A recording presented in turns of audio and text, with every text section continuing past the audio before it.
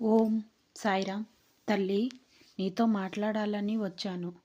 అనవసరంగా ఆలోచించకుండా నేను చెప్పే ఈ కథ విని ఆ తర్వాత నువ్వు ఆలోచన అనేది ఇది చేసుకో తల్లి. ఈ గురువారం నుంచి నీకు అన్నీ మంచే జరుగుతాయి. ఏ కర్మ ఫలం వల్ల నువ్వు బాధపడుతున్నావో ఆ కర్మ ఈ రోజుతో పూర్తయ్యి నీకు అంతా మంచిగా జరుగుతుంది. అలాగే నువ్వు కోరుకున్నది నీకు దక్కుతుంది తల్లి. నీకు రాసి ఉండది నువ్వు కోరుకున్నది నీకు రాసుంటే నీకు కంపల్సరీ దక్కుతుంది తల్లి. నీకు రాసి లేనప్పుడు ఎందుకు దక్కుతుంది తల్లి? నీకు మంచే నీకు దగ్గరికి రానిస్తాను తల్లి. అది నీకు అర్థం కావట్లా. అవునండి, ఏంటా ఇలా మాట్లాడుతుంది అనుకుంటున్నారా? పదండి కథలోకి వెళ్దాం. ఒక చోట జరిగిన సిచ్యువేషన్ అండి. అయితే మీకు దాన్ని బట్టి ఆలోచించుకోండి. ఒక ఆవిడ ఉంటుంది. ఆవిడ బాబా గారి భక్తురాలు. ఆవిడ ఏం చేస్తుంది? బాబాకు పూజలు అవి చేస్తుంది, బాగా చేస్తుంది. ఆవిడ నార్మల్గా ఇంట్లో హౌస్ వైఫ్గా ఉంది. 2 కిడ్స్ని చూసుకుంటా, ఫ్యామిలీని చూసుకుంటా ఇంట్లోనే ఉంటుంది. ఆయన హస్బెండ్ తెచ్చే దాంతో రన్ చేస్తూ ఉంది. ఆయన కొంచెం ఇది ఎక్కువ, ఖర్చు ఎక్కువ వల్ల ఆవిడకి తక్కువ ఇవ్వటము, పిల్లలకి అది తక్కువగా చూస్తున్నాడు. ఆవిడ చూసింది ఆవిడ ఏదన్నా వర్క్ చేసుకుందాము అని చెప్పి ట్రై చేస్తుంది. అంటే అన్ని పిల్లలు తక్కువగా చూస్తే ఇబ్బందులు అనేది ఫ్యామిలీలో ఏర్పడతాయిగా. అలానే ఆవిడకి కూడా ఏర్పడింది. ఇంకా ఈయనతో కాదు, నేను ఏదన్నా పని చేసుకోవాలి అని చెప్పి ఆవిడ ప్రయత్నిస్తుంది. ఆవిడ ప్రయత్నం ఫలించదు. ఈయన చేసేటప్పుడు ఏదన్నా బాబా నా భర్తకు ప్రమోషన్ రావాలి అనుకుంటుంది, వస్తుంది. మంచి మాకు దగ్గరలో మంచి ఇల్లు ఉండాలనుకుంటుంది, అవుతుంది. పిల్లలకి మంచి స్కూల్ ఉండాలి అనుకుంటుంది. అలాంటివి ఏది అనుకున్నా కానీ అది మంచిగా అయిపోతూ ఉంది. కానీ తిను ఎప్పుడైతే తన కాళ్ళ మీద తను నిలబడాలనుకుంటుందో ఆ రోజు ఆ కోరిక బాబా ముందు పెట్టిద్ది. అయినా ఆ కోరిక నెరవేరదండి. 1 సంవత్సరం వరకు చూస్తుంది. ఏంటి బాబా, నా పోయే కొంది నాకు ఇబ్బందులు ఎక్కువ అవుతున్నాయి కానీ నా కష్టాలు తీరట్లా. అలాగని నేను ఏదన్నా కాళ్ళ మీద నిలబడతామని ప్రయత్నిస్తుంటే ప్రతి ప్రయత్నం నువ్వు అడ్డంకే తగులుతుంది. ఎందుకని, నాకెందుకు సహాయం చేయవని చెప్పి బాగా బాధపడుతుందండి. ఇంకా అప్పటి వరకు 1 ఇయర్ వరకు బాబా చూసుకుంటాడు, బాబా చేస్తాడు, ఎందుకో ఆపుతున్నాడు, నన్ను పరీక్షిస్తున్నాడేమో నా బాబా అనుకున్న ఆవిడ ఇంకా లాస్ట్కి 1 ఇయర్ తర్వాత ఆవిడకి ఓపిక అనేది నశించిపోయి, అంతే కదండి. ఇప్పుడు మనకు ఒక చిన్న ఇబ్బంది అనుకోండి, కొంచెం బరాయిస్తాం, కొంచెం బరాయిస్తాం. మరీ ఎక్కువగా అయితే ఇబ్బంది, అదంతా భరాయించాలి అంటే ఒక్కొక్కసారి కష్టం అయిపోతుంది కదా. అంటే మనసే విసిగేసినంత పరిస్థితి అవుతుంది కదా. ఆవిడకి కూడా అలానే అనిపించి, నాకొద్దు, నువ్వు ఇది సాయం చేస్తే చెయ్యి, లేకపోతే లేదు అని చాలా స్ట్రాంగ్గా చెప్తుంది. అవునండి, బాబా భక్తులు చాలామంది బాబాతో అలానే మాట్లాడతారండి. ఏంటి అంటే ఒక మనిషిలాగా, బాబా నాకు ఇది కావాలి, బాబా నాకు ఇది సాయం చెయ్యి అని చెప్పి ఒక మనిషిలాగే ట్రీట్ చేసి మనిషిలాగే కోరుకుంటారు వాళ్ళకి కావాల్సింది. అలానే ఈవిడ కూడా గట్టిగా అంటుంది, నువ్వు అన్నీ అనుకొని నాకు సాయం చేస్తావు అనుకున్నాను, నా తండ్రి అనుకున్నాను. నా తండ్రి ఎంతైతే నాకు అవసరానికి ముందే సాయం చేయాలని చూస్తాడో నేను చెప్పకుండా, నువ్వు అంతే అనుకున్నావు కానీ నువ్వు నాకేం సాయం చేయలేదని ఆవిడ బాధపడుతుంది. ఆవిడ బాధపడి ఇంకా ఇంకా ఆయన బాబాగారు ఆవిడ బాధ చూడలేక ఆవిడకి జాబ్ వచ్చేలా చేస్తాడండి. ఆ జాబ్ జాయిన్ అవుతుంది. జాబ్ జాయిన్ అయితే జాబ్కి వెళ్తుంది, వస్తుంది. ఇంకప్పుడు ఆయన ఏమవుతుంది, వాళ్ళ హస్బెండ్తో పని ఉండదు కదా అంతగా. కొంచెం అమౌంట్ వస్తూ ఉంటే కొంచెం అంత డిపెండెన్సీ ఉండదు కదా. కంప్లీట్ డిపెండ్ అయినప్పుడు ఆవిడని ఏమనలేదు, బాగా చూసుకున్నాడు. కానీ కొంచెం ఇబ్బందులు అనేవి పెట్టాడు ఫైనాన్షియల్గా. సో ఎప్పుడైతే ఈవిడ జాబ్ చేయడం మొదలుపెట్టిందో ఈ ఫైనాన్షియల్ ఇబ్బంది లేదు. కానీ ఆయనైతే సూటిపోటు మాటలు మాట్లాడడం, అదని ఇదని మాట్లాడడం, కొంచెం తప్పుగా మాట్లాడడం చేస్తూ ఉండడు. అది కొంచెం స్టార్ట్లో ఉండదు. అది అట్లా అట్లా అట్లా పెరిగి ఈవిడ మనసు పెరిగి, శాలరీ పెరిగి, మంచి పొజిషన్కి వెళ్ళే టయానికి, పిల్లల్ని బాగా అదంతా చూసుకునే టయానికి ఈయన పీక్స్కి వెళ్ళిపోయి చాలా ఇదిగా మాట్లాడేశాడు. ఆయన కొన్ని మనం చెప్పుకోలేని మాటలు కూడా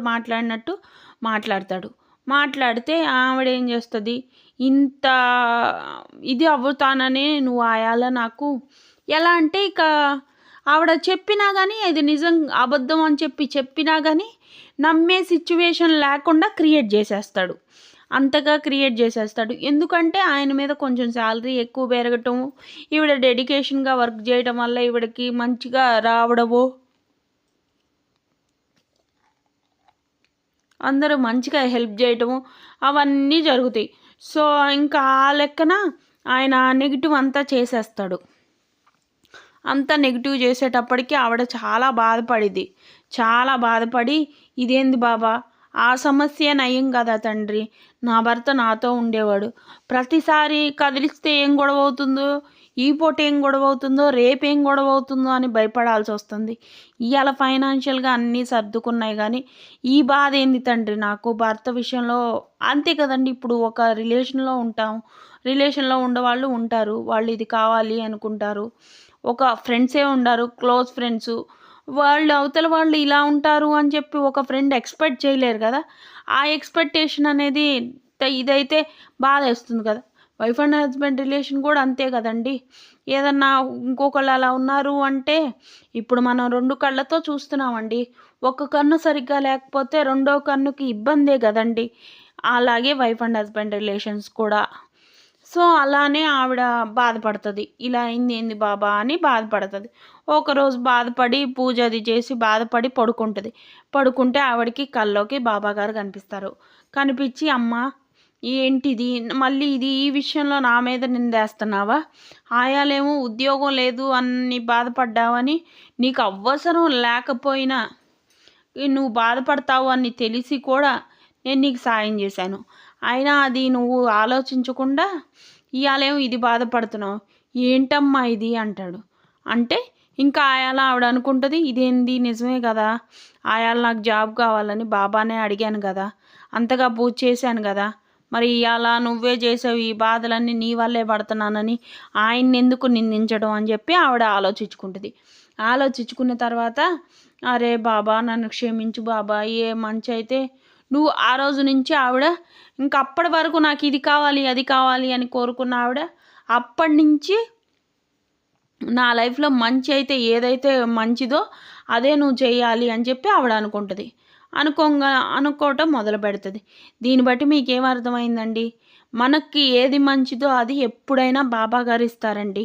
మనం ఒక దానివల్ల ఆపదలోకి వెళ్తామేమోనని చిన్న అనుమానం, చిన్న ఇది ఆయనకు అనిపించినా కానీ ఆ కోరిక మనకు నెరవేరదండి. పూర్తిగా బాబా భక్తులు అనేవాళ్ళు, బాబాని ఫాలో అయ్యేవాళ్ళు ఎవరైనా కానీ పూర్తిగా నమ్మాల్సింది అదే అండి. బాబా గారని కాదు, ఏ భగవంతుడైనా కానీ మనం కోరుకున్నది ఆయన లేట్ చేస్తాడు అంటే దానివల్ల మనకి ఏదన్నా ప్రమాదం అన్నా అయి ఉండాలి, ఇబ్బంది ఏదన్నా కానీ ఉండాలి. అందుకే మనకు అది లేట్ అవుతుంది అన్న పాయింట్లో మనం ఆలోచించుకోవాలండి. అంతేగాని నేను ఇది చేశాను అది చేశాను నా కోరిక నెరవేరలేదు అది ఇది అని చెప్పి మనం నిందలేయటం అనేది కరెక్ట్ కాదండి. ఎందుకు అంటారేమో, ఇదేనండి రీజను. ఆ రోజు ఆవిడ కాదు నాకు జాబ్ చాలు వద్దులే నేను ప్రశాంతంగా ఉంటాను అనుకుంటే ఆవిడకి గొడవలు, ఇంట్లో గొడవలు, పిల్లల దూరం, కొంచెం తండ్రికి దూరం అవ్వటము, గొడవలు జరగటము, ఇంకొక మూడో వ్యక్తి ఇన్వాల్వ్ కావటం ఇవన్నీ ఉండేవి కాదండి. అదే ఇంకా జాబ్ కావాలి అనుకుంది కాబట్టి ఇవన్నీ ఉన్నాయి. సో, దీన్ని బట్టి ఏమర్థమైందండి? మనకు కావాల్సింది బాబాగారు ఎప్పుడూ చూస్తూనే ఉంటారు, ఇస్తూనే ఉంటారు. ఇప్పుడు మనం ఒక అతను వస్తాడు. మనం రోడ్డు మీద బండి మీద పోతూ ఉంటాము. ఆ బండి అనేది మన బండి అనేది గుంటలో దిగి ఆగిపోతుంది. వెనకమాల నుంచి కొంచెం మన బండి రావట్లేదు అనుకుంటే ఎవరన్నా పుష్ చేస్తే బాగుండు, లేకపోతే ఇంకోటి అనుకుంటాం. బట్ అది మనకు తెలియకుండా మనకు అప్పుడు అది ఆ టయానికి నీడ్ కాబట్టి బాబాగారే పుష్ చేపిస్తారండి. అది ఎలా ఏంటి అన్నది బాబాగారు చేసే లీలల్లో ఉంటుంది. అందుకే కదండి మనం సచ్చరిత్రలో ఎక్కువగా లీలల గురించి, బాబాగారు చేసిన లీలల గురించి చెప్పుకోవడం జరుగుతుంది. అలాగే ఇలా ఛానల్ స్టార్ట్ చేసి మరి నేను బాబాగారు చేసిన లీలల గురించి చెప్పడం జరుగుతుంది. ఇలాంటివి ఉన్నాయి కాబట్టే కదండి భగవంతుడు ఉన్నాడు అని చెప్పి మనం నమ్మేది. లేకపోతే ఎందుకు నమ్ముతామండి? అలాగే బాబాగారు నమ్ముకున్న వాళ్ళకి, మనస్ఫూర్తిగా అన్నీ ఆయనే అనుకున్న వాళ్ళకి ఇలానే భుజాల మీద మోస్తాడండి మన భారాన్ని అంతా ఆయన అయితే. నేను ఇది ఎందుకు చెప్తున్నానంటే పర్సనల్గా చూశాను, ఆవిడ నాకు ఇలా చెప్పింది కాబట్టి చెప్తున్నాను. ఒకప్పుడు అద్దెంట్లో ఉండేవాళ్ళు ఓన్ హౌస్లో ఉన్నారు, ఫైనాన్షియల్గా పిల్లల్ని అది బాగా చదివించుకుంటున్నారు, అన్నీ బాగున్నాయి. కాకపోతే వాళ్ళ మధ్య గొడవలు అనేది జరుగుతూ ఉన్నాయి. అది మంచికి జరుగుతుందో చెడుకు జరుగుతుందో లేకపోతే ఇంకోటి ఏందన్నా జరుగుతుందో కానీ వాళ్ళ మధ్య గొడవలు అయితే జరుగుతూ ఉన్నాయండి. అలా అండి. దీన్ని బట్టి మీకేం అర్థమైందండి?